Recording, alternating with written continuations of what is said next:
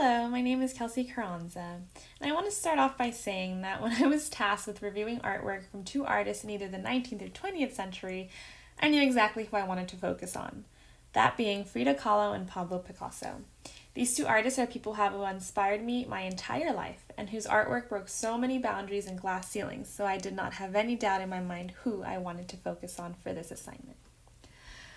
To start off, I will be analyzing the magnificent piece done by Frida Kahlo named Self-Portrait as a Tijuana, also known as Diego in My Thoughts, which was done in 1943. But before getting into the actual art piece, I will talk a little bit about Frida and her life. Frida Kahlo is a Mexican artist who was born on July 6, 1907 in Coyoacán, Mexico City. She is widely recognized as a feminist Mexican artist who celebrated indigenous culture. When Frida was a child, she suffered from polio and suffered many breaks and fractures in her bones, which called for a lot of recovery time, which is where she first found the time to dedicate to painting.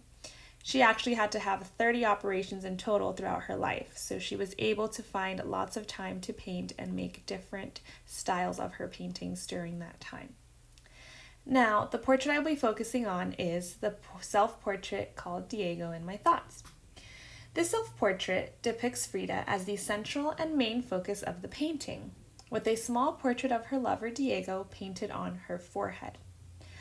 Her relationship with Diego brought much grief and hurt to Frida through infidelities, and she uses the vulnerability and emotions she experienced in that relationship in her paintings to openly communicate her obsession with him, her need for his love, and her desire to possess him.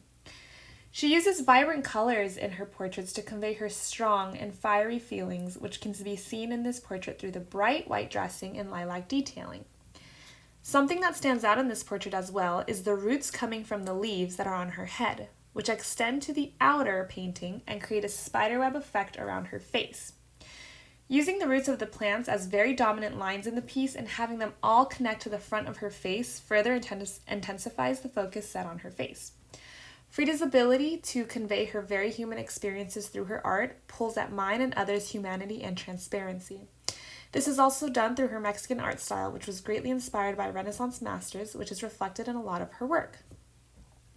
The light in this portrait is bright and warm, with beautiful warm yellows as the background and vibrant colors surrounding her warm-toned face. Frida Kahlo had a huge effect on culture and holds great cultural significance. For me, she exemplified the ability for a woman to be important and the most relevant object in a piece of art without being sexualized or depicted as lesser than. Her openness in her art about the pain and struggle she has faced in her life while still depicting herself as strong emphasizes the idea that women going through similar emotions and experiences should still feel and be seen as strong and dominant. Frida redefined the beauty of women in art and the portrayal of women, which then inspired many like me to feel empowered in the world as we come. The feminist movement holds Frida very close as an icon who helped push feminine movements and experiences.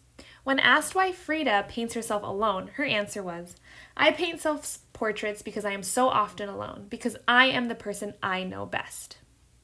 Her self-awareness and ability to recognize herself as more than enough for an art piece's focus is the foundation of why she had the influential effect that she ultimately did through her work for women.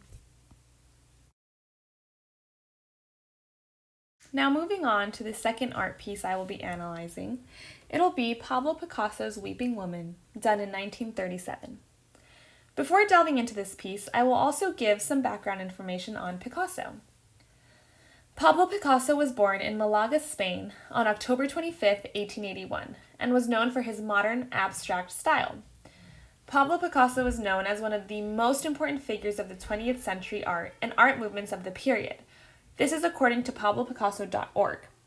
They also state that he created more than 20,000 artworks of different mediums throughout his life, and is seen as one of the most influential and celebrated artists with one of the biggest followings.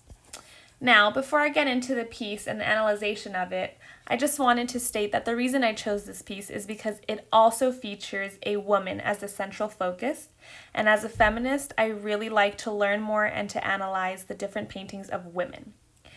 So in the piece, Weeping Woman, Picasso portrays a woman who is holding her dead child. This is according to tate.org.uk. The painting is done in the style of Cubism with a greater sense of realism and was modeled after photographer Dora Maar. The Cubism style of this painting offers the effect of overlapping pieces of the woman's figure, which brought a feeling of anguish and overwhelmed disastrous emotions. The woman looks not only distraught in her facial features, such as her eyes and mouth, but the depictions of white and blue add sorrow to the theme of the painting.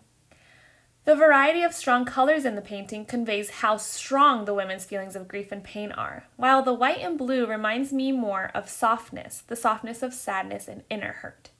The lack of depth or linear perspective in the piece really forces us to view the painting for simply what it is, as a two-dimensional woman in immense grief. The background of this painting lies within Picasso's anti-war mural Guernica, which was done as a response to the outrage Picasso felt over the Nazi bombing of Basque City in Spain. And this is according to visualartscork.com. Pablo Picasso clearly had a huge cultural impact and holds great cultural significance because of his abilities to create unique artwork through a great variety of styles, while also being recognized as a co-founder of the Cubism movement alongside Georges Braque. This is according to pablopicasso.org. Picasso, for me, taught and inspired me to venture into my own style and to not feel restricted by society's expectations or understanding. When asked, why do you paint in such a way that your expression is so difficult for the public to understand? Picasso answered, I paint this way because here is the result of my thoughts. I have worked for years to get there, and if I take a step backwards, it would be an insult to the public, as it is the result of my reflections. I cannot make use of a common method simply in order to have the satisfaction of being understood. And this is a quote provided by the Museum of Picasso, which is where I found this piece. Picasso did not focus on the viewer's understanding or aesthetic pleasure, which allowed him to venture beyond many limitations and boundaries that are created by those two factors.